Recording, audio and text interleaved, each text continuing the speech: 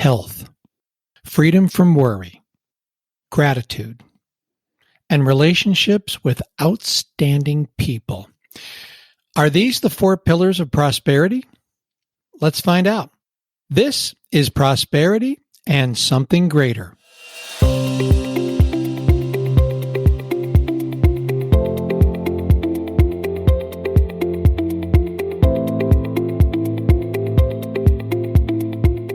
My guest today is Dr. David Weiman. David is a psychologist and a leadership consultant, and he has been working for over 25 years with organizations and companies across the United States and around the world.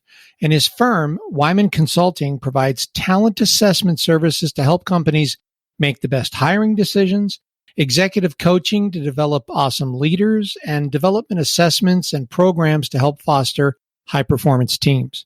And you can find him online at weimanconsulting.com. That's WEIMAN consulting.com.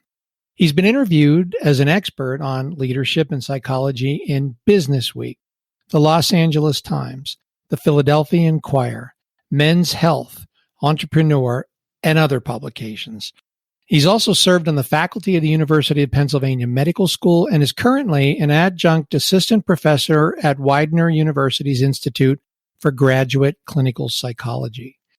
He's a licensed Pennsylvania psychologist, a certified performance coach through Johnson & Johnson's Human Performance Institute, and he's also certified in clinical hypnosis through the American Society of Clinical Hypnosis. Well, I met David because we're both friends of Dave Freeze, who I interviewed on this podcast last season. We went to dinner together out in Arizona near Dave's ranch, and I could tell quickly that he was just a great guy, a lot of fun, a real mensch. But then, I had the chance to hear him present to Dave's group, and I knew then I was in the presence of an actual master in his area. And so this topic is truly in his wheelhouse, and you're just going to love hearing his thoughts on prosperity. And if you can, be prepared this time to take notes, because you're going to want to.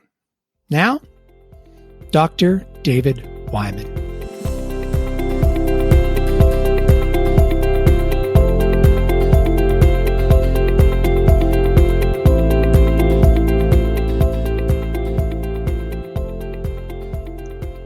Okay, well, welcome to the podcast, Dr. David Weiman. Hi, David. I've really been looking forward to this talk with you. I've had this opportunity to spend some time with you, and this is something that you're studying these sorts of things in a way, and I'm just delighted to hear your perspective on prosperity. So first of all, welcome, my friend. Thank you so much. It is really wonderful to be here, and I've been looking forward to this as well. So thank you for having me.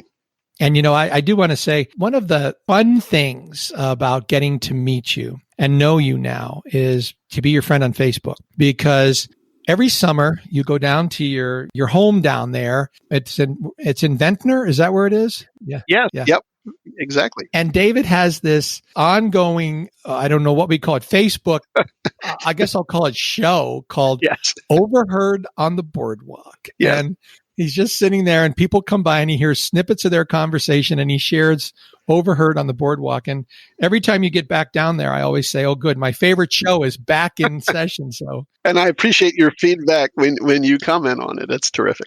I do. I enjoy it so much. So let me ask you, how do you define prosperity for you?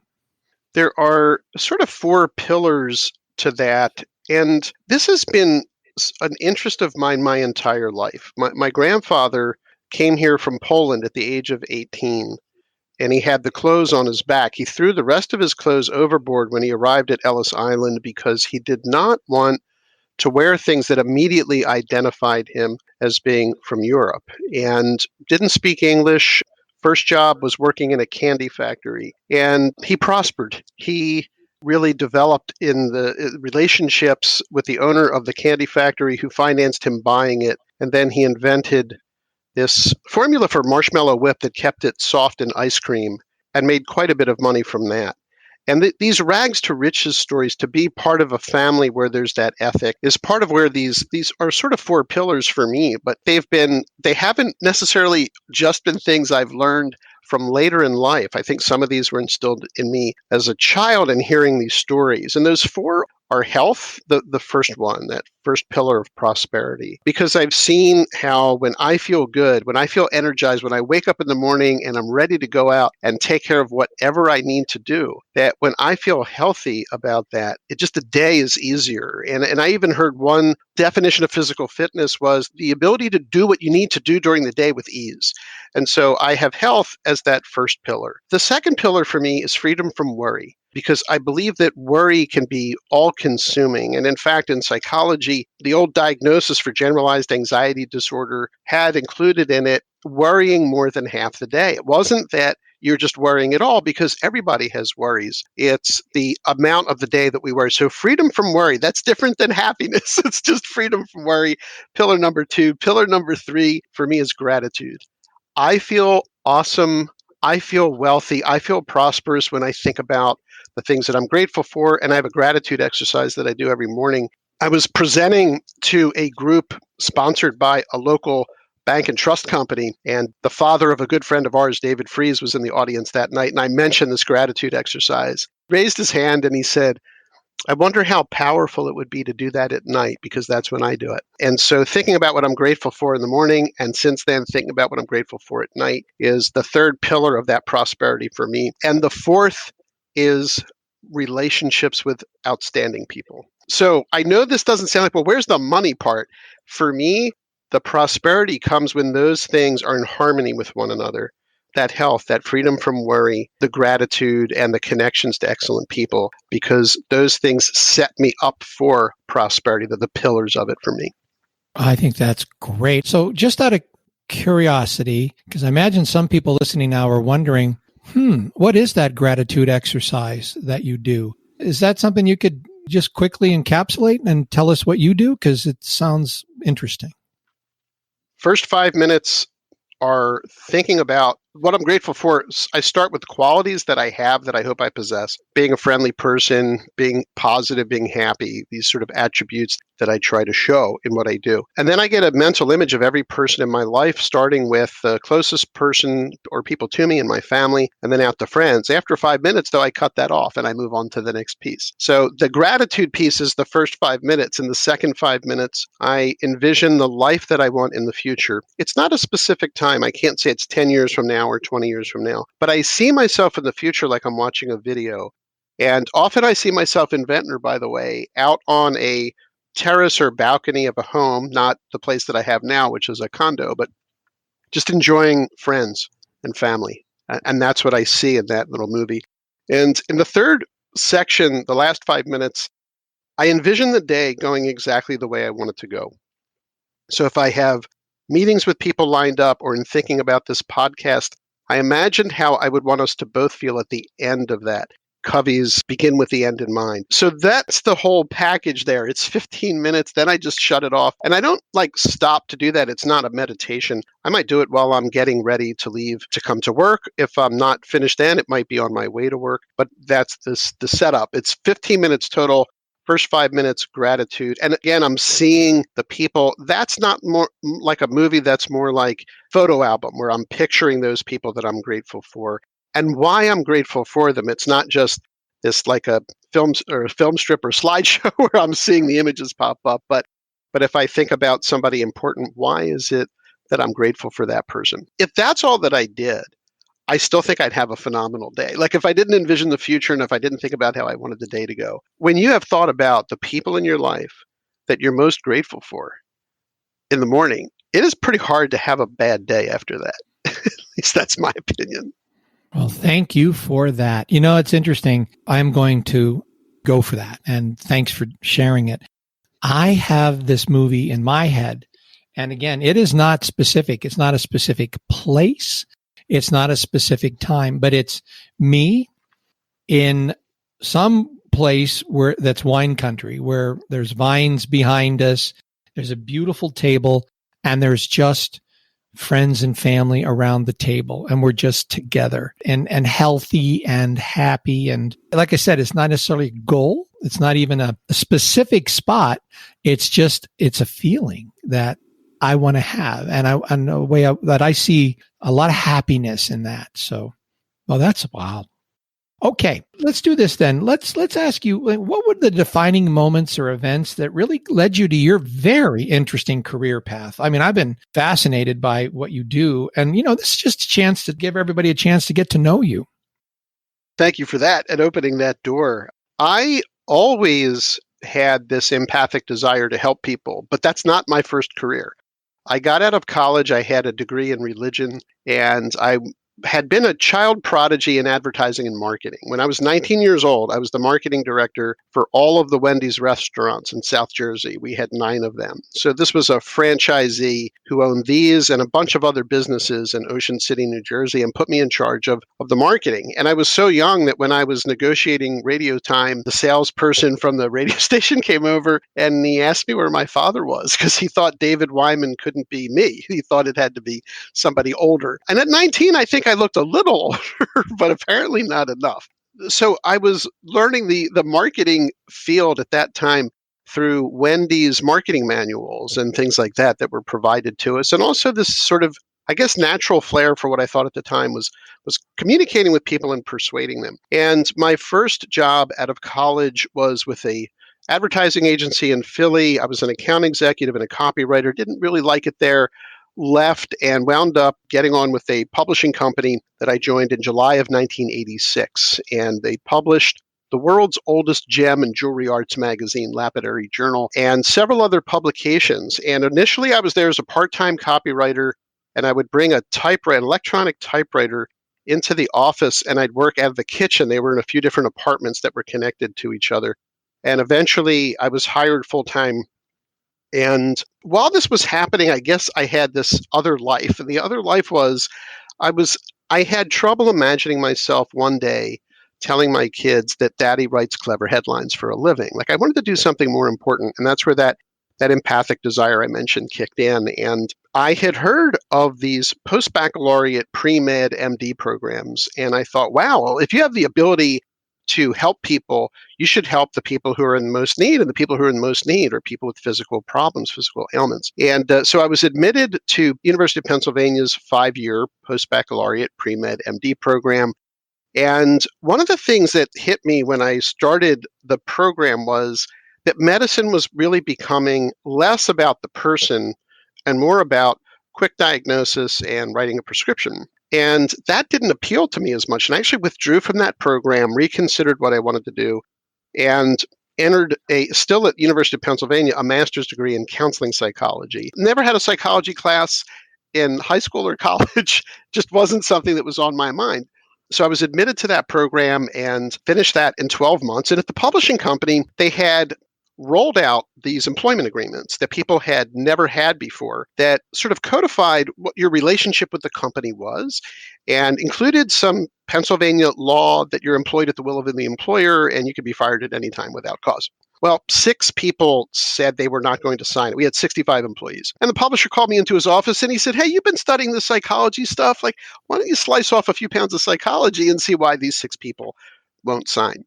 And I didn't know a lot about organizational psychology, but I thought, well, talk to the opinion leader, find out what's going on. I found out what her concerns were. I addressed them, and she signed, and then the other 5 people who she had influence over also signed. And after that point, I was considered like the company. This basically, I can't say I was winging it. I was using some knowledge about it, but I was really interested to know what her concerns were, not telling her or forcing her to do this. She felt like she was compelled into it. By the way, I said to her, what are you concerned about? And she said, well, that you guys could fire me at any time. And I said, do you know anyone at this company who you think should be fired but hasn't been fired? And she had like 2 or 3 examples. So I asked her about each one and to go into detail. And I said, so pretty much there are people here you would fire, but we haven't fired. And the lights went on for her. And she was like, oh, yeah. Like, so it's pretty hard to get fired here, right? Like, we don't even fire people you think should be fired. After that, I got more involved in talent assessment, coaching, development, leadership development. And eventually, as I was promoted there, my title went from vice president of marketing to vice president of marketing and organizational development. I continued to work there part-time while I was getting my doctorate. So I had a total of 2 master's degrees and a doctorate in clinical psychology, but also did the organizational development track. While doing that, did my doctoral dissertation on decision-making paralysis. Why do people have trouble making decisions when cognitively, intellectually, they know all the choices and the pros and cons, but emotionally get stuck making a decision? And I applied that to career choice because I had to. Basically, in order to fulfill the organizational psychology requirements, your dissertation had to tie into that. After getting my doctorate, I was still working at the publishing company. But that one event, to answer your question, I guess it's a long way of answering it. That one event where I was asked to apply this to this real business situation, not a theoretical one, and had a chance to work with that and understand and know the people too. I thought, wow, because my original idea when I originally went to Penn for the master's degree was that one day I'd be like Bob Newhart in the original Bob Newhart show where he had the psychology practice in Chicago. And I thought, well, I have a very nice office. And at the end of the day, I'll go home to Emily and I'll live in Chicago like Bob Newhart did in the show. And that's obviously not what happened at all. And so at the point where I wanted to start my own leadership consulting practice, I went back to the publisher and I was still writing marketing copy. I was still directing the marketing activities. We probably had 200 to 250 marketing projects a year, including trade shows at that point and all kinds of things. And they agreed to become a client. And that's how I was able to, in January of 2001, so it's been exactly 20 years, this is the 20th anniversary of my practice, to go out and establish a leadership development consulting firm. So I'm a psychologist. I practice in the world of leadership. Yeah, and I've watched your travels and certainly had a chance to experience, some of the training that you've done. Yep. Was some of the things we've done with Dave Fries, who of course I interviewed on this podcast as well. Well, that's fascinating. It's amazing to me when you listen to the pathways that, there are very few people that say, I want to do this when I grow up and go do it. And it's just, so many serendipitous moments, someone you meet. And also, like for me, like part of my story is a long series of negative mentors. I had a long, most people will say, boy, there's one person really took me under their wing and I learned so much. And I learned from a lot of people who I just didn't want to be, and really have very few positive mentors that I can point to, though there are, but not really anybody I ever worked for or with in that way. Well, David, let's shift gears a little bit. We all have challenges and we all have obstacles that we face. Can you share what you deal with on your daily journey and what can trip you up? I can be my harshest critic. Nobody has ever been as hard on me as I've been on myself. And I think sometimes during the day, if I'm not performing in the various things that I do, if I am not doing it as perfectly as I think I should, which of course is more aspirational than realistic, I can be very difficult. I can be very hard on myself and my own harshest critic. And that's unpleasant because none of us benefit from very much of that. It's usually a much smaller dose that does the job than we realize. So that is something that can definitely trip me up. And I do feel like intellectually, I know it's a waste of time. I wouldn't talk to somebody else this way. It certainly sees no benefit to it. And it creates a negative mindset that's not the way that I want to go about my life. I want to be happy, but that's one thing that can definitely trip me up. Yeah, me too. That's one of the key issues for me. I wrote a book called Your Inner 6-Year-Old. In fact, I read that book. It's very short. My daughter Annie illustrated it. And that's awesome. It's one of the podcast episodes. There's a mini series in the middle, and if you want to, I'll read my book to you. But it's all about, basically, I just say, imagine that you could this Saturday you get in your car and you go to your childhood home, and your 6-year-old self will be on the stoop there waiting for you, and you pick yourself up and spend the day with yourself as a 6-year-old. How would you interact with that 6-year-old? And then the point is, why not forever and forward only speak to yourself as though you are a 6-year-old, and with the kindness and the love and the grace that you would afford a little child like that, instead of the beatings that we can really deliver ourselves.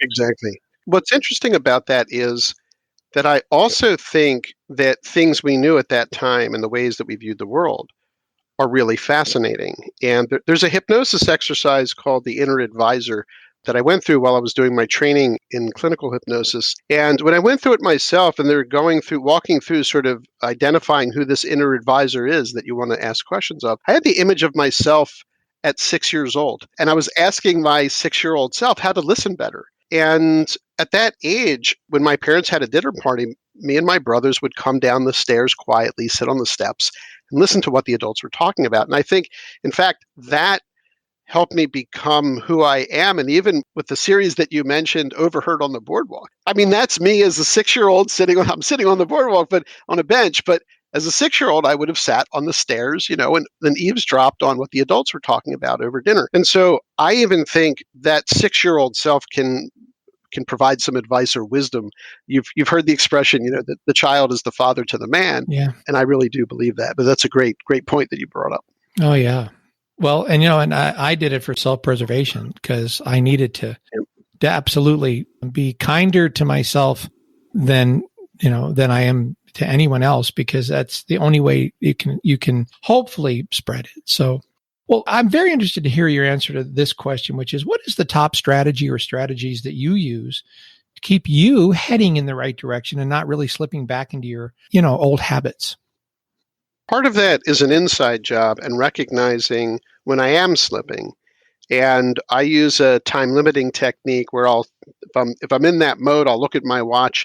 And if it's 1:30, I'll say, fine, think about this for the next 10 minutes, but then drop it. So I'm not ignoring the thoughts, but I'm not giving them too much time or power. And one way of limiting negative thoughts, of course, is we want to limit the intensity, the frequency, and the duration of them. But I also phone a friend, the line from one of the popular TV game shows, and I have a close group. I'd almost call them my panel of advisors or my board of trustees, or board of advisors, who I will call on if I feel like something's not right and I need some external validation or calibration, or just somebody to say, that's ridiculous, whatever you're thinking, and here's who I see you as, because I think that helps recalibrate and reset. And I don't rely on any one person because that's not realistic. I do have multiple people who I would call on, and sometimes for different reasons. If I'm feeling that I'm not going in the right direction in one area of life, that might be one person.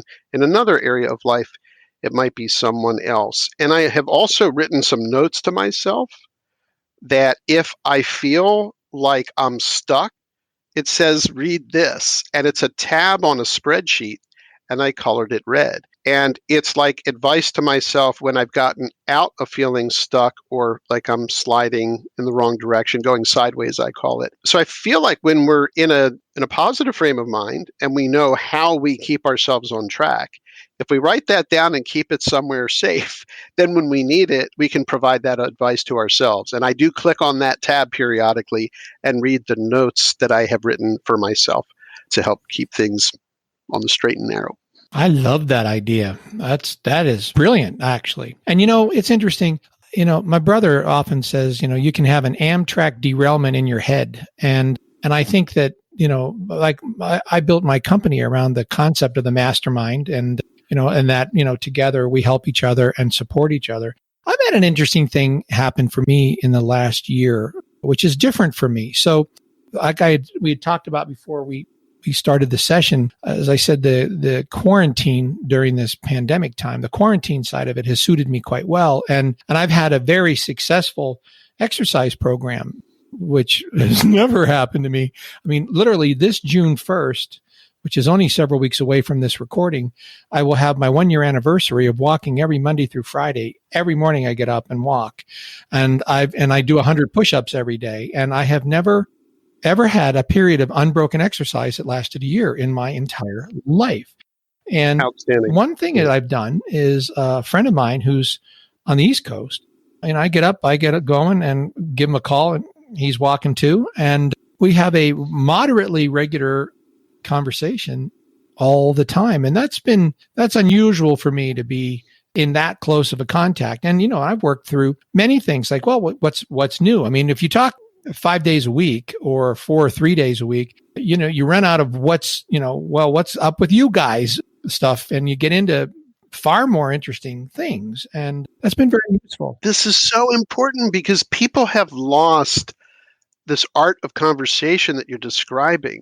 And so much of life now is in sound bites and memes and quick electronic contact. And I love that you are connecting with another human being where you are exercising, you're doing something separately, but together you're connected to the conversation. And I imagine from knowing you, because I feel like you embody the idea of the open loop. You are open to what other people are saying. You make use of that. You express it back in a way that's perhaps a summary or more interesting. And then I think about it and go, wow, yeah, that's right. And then there's this co-creation there. But to be able to do, like, I feel like you're saying we got past the mundane and now we have these conversations are really rich. And I hope that people listening to this pursue that because there's so much value in it. But in our hurried lives, often we don't think to do it. Well, and I've known this man since I was in fifth grade. I mean, we're childhood friends and have always connected back and forth over the time. But I don't know that I've ever, with the exception of, I'd say my wife, I've never, spoken as much to someone like this. And it's been very surprising to me, gifts in it. Yeah, That's very awesome. surprising gifts. So, David, the people listening to this podcast, and there's a lot that just check in on most of them, which I think is wonderful. They're interested in achieving really their own version of prosperity. And what advice would you have for them?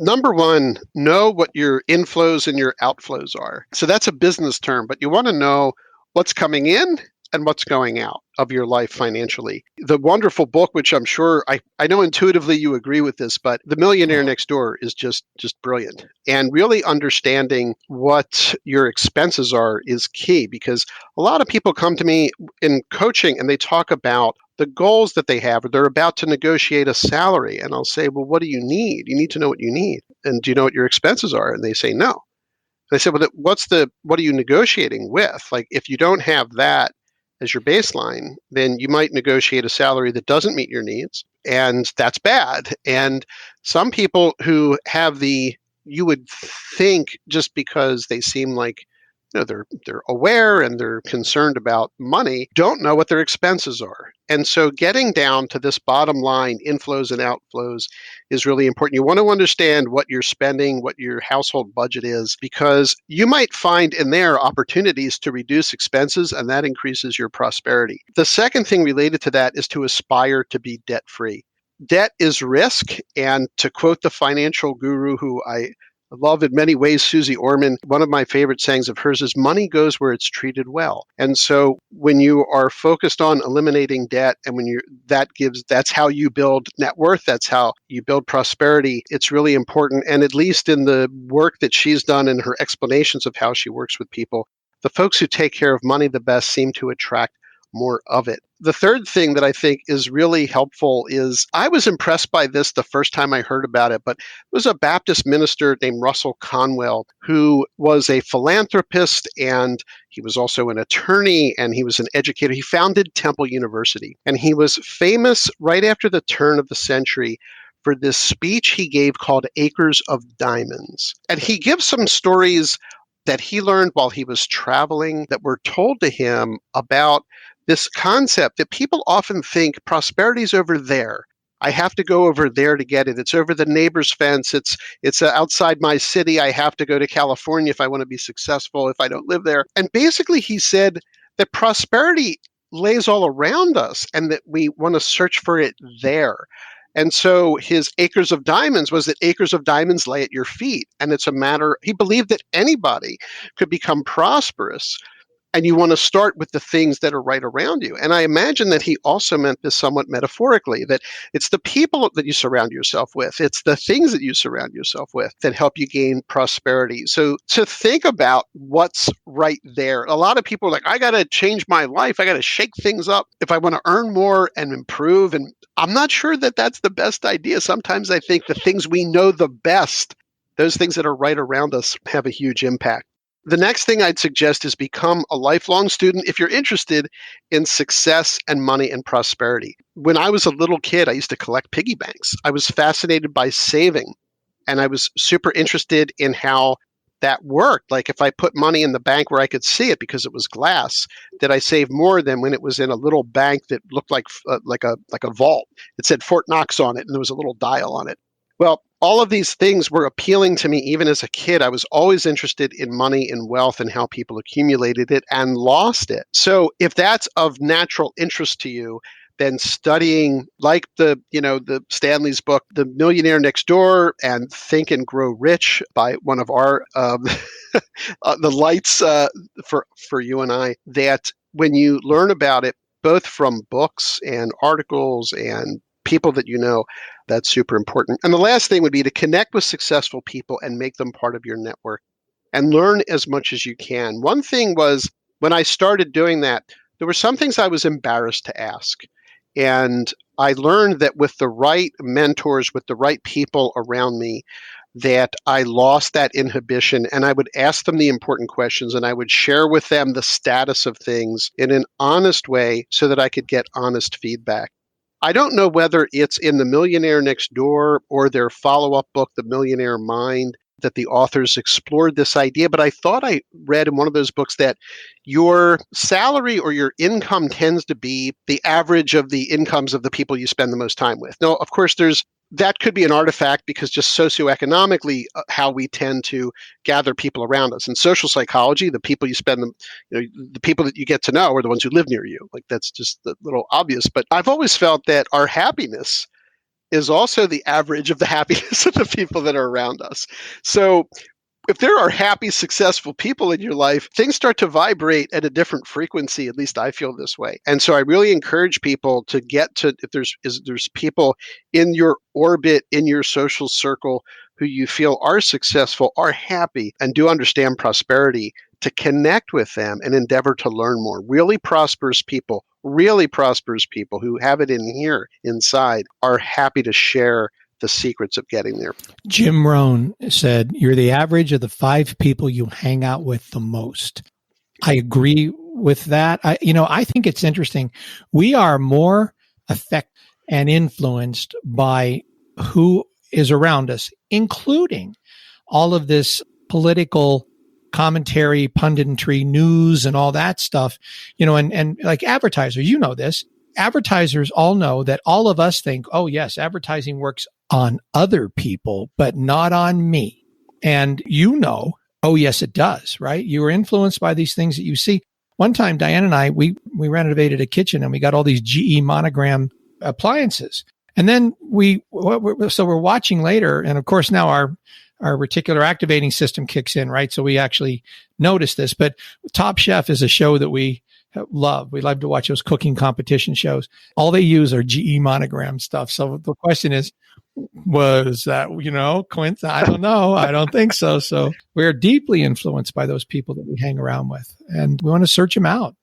Oh, yeah. Somebody was arguing with me against that idea. And I said, let's go to your refrigerator right now and open it.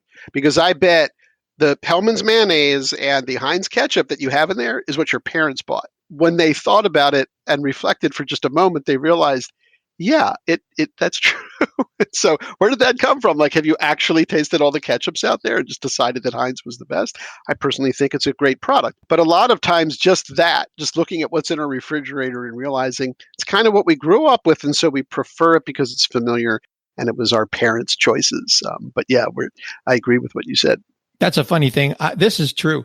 So when I kind of went off on my own, in my entire life, toothpaste was Colgate. That's it. The red box. Because that's what my mom bought, Colgate. And I remember going and looking at all the other toothpaste and thinking, if I don't buy Colgate, I'm like somehow betraying my mother. It's like, this is not, Right. how can I not use Colgate? You're going to get kicked out of the club. Geez, Crest. Who are those people? Communists. Exactly. Crazy stuff. All right. Here's my fun question. I can't wait to hear your response. If you were a toy, any toy at all, what toy would you be and why? Any toy at all. Now, I hope this qualifies in the category of toy, but I would be a kite. And the reason why is a kite is something that you send up into the sky, into the wind, and it is able to do things up there that are free, and it's flying around, but it's still tethered to somebody, right? It's still connected to somebody. And when I was a kid, I loved kites. I was fascinated by how the wind would take a kite and that if it started to go the wrong way, you had to suddenly pull back on the line and try to get it oriented again so that the wind would take it up. And there's just something about that sort of that freedom up there, but the fact that it's tethered to something that is helping keep it up there, that there's this connection between the toy and the person that I always liked. And I've just always loved kites. So that's the toy that I would be. Yeah, that's deep. You could spend some time with that metaphor. I mean, that is really deep. And I love that. That's great. That question's fun. It was, I don't remember where I was, but it was an icebreaker question. At some meeting one time, they were just breaking the ice, and I've always remembered it and kept it. And I've had the best time asking everybody that question. And you're the first kite, and that's a beautiful one. Oh, I like it. So, final question, my friend, and I'll let you get back to helping all the people that you're helping. And I want to thank you for doing this. But so, can you recommend a great book that we should all just be reading? I think this is a great book. It's not an easy read, and it's the book Thou Shalt Prosper by Rabbi Daniel Lapin. And he looks at prosperity. Understandably, he's thinking that in the Jewish faith and other faiths, even the Judeo-Christian religions tend to have a similar view of this, that sometimes prosperity is something we're not supposed to have, right? I mean, my undergraduate degree was in religion. I studied both the Old Testament and the New Testament. And the idea about wealth and money, there's a lot of potentially conflicting messages there. And what he tries to do is boil the teachings of the Torah, the first 5 books of the Old Testament, and commentaries on that into what he's organized as 10 commandments for becoming prosperous.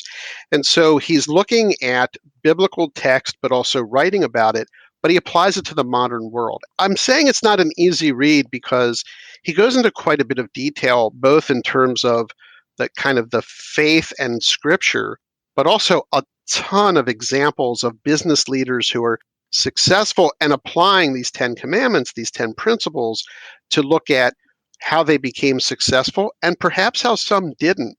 And were they fighting against something that we know as wisdom that could have been applied to that situation and not turned out badly? But his examples, anybody going through the book would see the names of companies and business leaders that they know well.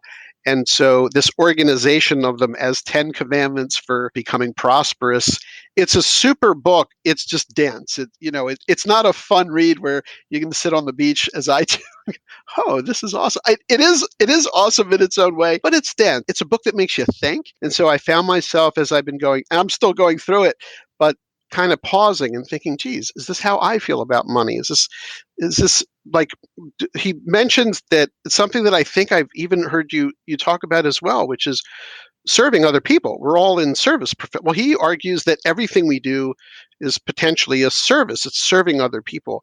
And so how do you reframe what you're doing in those terms? How do you feel that on the inside? So it's fascinating. It's enjoyable. There's things in there that I didn't agree with off the bat, but it's a compelling book about, and it would appeal to anybody of any faith. You don't have to be Jewish to get something out of it. In fact, one of his good friends is Dave Ramsey of the Dave Ramsey podcast, and who's written so much about this from a Christian perspective. And when they both get together to talk, it's really interesting what they bring out from the other perspective. But that's the book, Thou Shalt Prosper, by Rabbi Daniel Lapin. Well, given my interest in this topic, that is one of the first things I'll do after we conclude is go to Amazon and get a copy of that, because, that's really the exploration that I've been on. And as I told you, this has been such a enjoyable journey.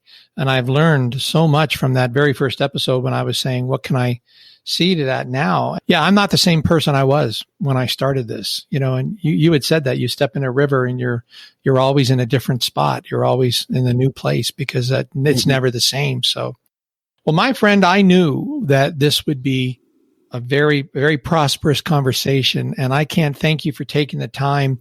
You may have, of all the people I've worked with, have studied this a bit more closely than, really literally studied it. And I just can't thank you for your time and your insights. And I can't wait. I know that you and I will be in the same room again together soon, possibly out in the Arizona desert with our good friend Dave. And I remember quite well several wonderful meals we've shared out there, and we'll do it again soon. I look forward to that, and thank you so much for having me. It was a wonderful conversation. And as always, I've learned so much from the conversation we just had, so thank you for having me on. Well, thank you. We'll see each other soon. Thou shalt prosper. Health, freedom from worry, gratitude, and relationships with outstanding people. The 4 pillars of prosperity. I love it. How about you? Let me know what you think. You can send me an email at rem@toppractices.com. Prosperity is the entire focus of Top Practices. Most doctors are struggling with the business of medicine, and those that aren't truly understand that through association with other successful practitioners, they can take their success to the next level or something greater like prosperity. Prosperity in business is a function of mindset, marketing, and management. That is our mission at Top Practices, and you can find out more about Top Practices, our marketing and management programs for doctors, our workshops, and annual summit at toppractices.com. Until next time, this is Rem Jackson. Smile when you wake up, and then have a really great day. Your best day ever. Nothing is more important.